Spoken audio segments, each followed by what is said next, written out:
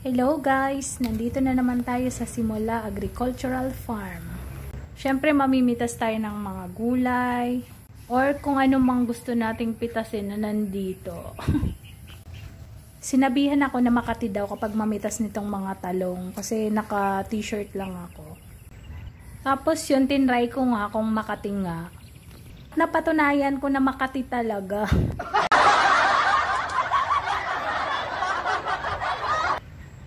Ang tigas kasi ng ulo, ayaw maniwala. Pero kahit ganun, tinuloy ko pa rin ang pamimitas kasi saglit lang naman ako dito.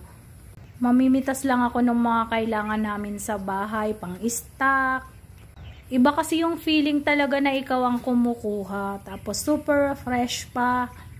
Diba alam mo talaga kung bagong pitas ba siya, hindi kagaya ng sa palengke. Pero minsan bumibili din ako sa palengke guys. Pero kadalasan, doon lang ako namimitas ng mga gulay sa garden namin.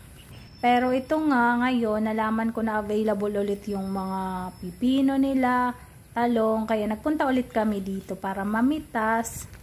So, dinamihan ko ng pamimitas kasi nga wala naman akong tanim na mga talong. Pang-stock na din, kahit pang isang linggo lang, diba? Tipid na din kasi sobrang mura lang talaga dito guys. Ang lapit lang din kasi nito guys sa bahay. Kaya, yan, dinayo na namin. Dati dito nakatanim yung mga pipino eh. Ngayon parang nilinis na nila. Pero marami pa rin silang mga tanim guys.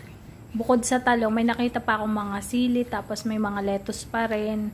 Pero hindi pa ata siya available ngayon. Yung talong lang, pipino, papaya. Yan. Diba sobrang lawak ng farm? Nakakatuwa dito guys. Iba yung excitement ko pag ikaw talaga yung kumukuha ng mga bunga. O ayan, medyo madami-dami na din naman ang napitas ko. Okay na din siguro to. Sa bahay lang din naman. Kung gusto nyo guys pumunta dito, nandito lang naman to sa Maya pa. Pwede kayong pumunta. Kung ayaw nyo namang mamitas, meron na rin naman silang napitas. Bibilhin nyo na lang. Tapos yan, available daw ngayon guys, yung mga hilaw na papaya, o ayan. Pwede rin kayong mamitas dyan kung gusto nyo. Ayan, bababa lang, o, diba? Super cute. Pero kami, madami kasi kaming tanim na papaya dun sa garden namin. Kaya syempre, hindi ako bibili ng papaya. O, diba? Ang lawak, ang daming tanim. Dito na lang ako sa mga pipino. Ito talaga yung yung pinunta ko dito. Kasi gusto ko talaga ng pipino. Lalo na fresh na fresh. Yung malutong pa talaga. Yan. Kahit dati, yung gusto ko dito, yung pipino talaga. O, ayan. Pipili lang ako ng mapipitas. Kasi sabi, umaga daw napipitas na nila yung mga pipino.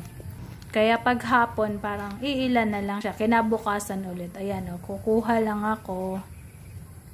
Pandagdag dun sa mga binili kong talong. Ayan o, diba? Super fresh. Parang ako. Ay. So, yan na yan guys. Lahat. Yan na yung mga napitas namin. Siyempre, binayaran namin yan.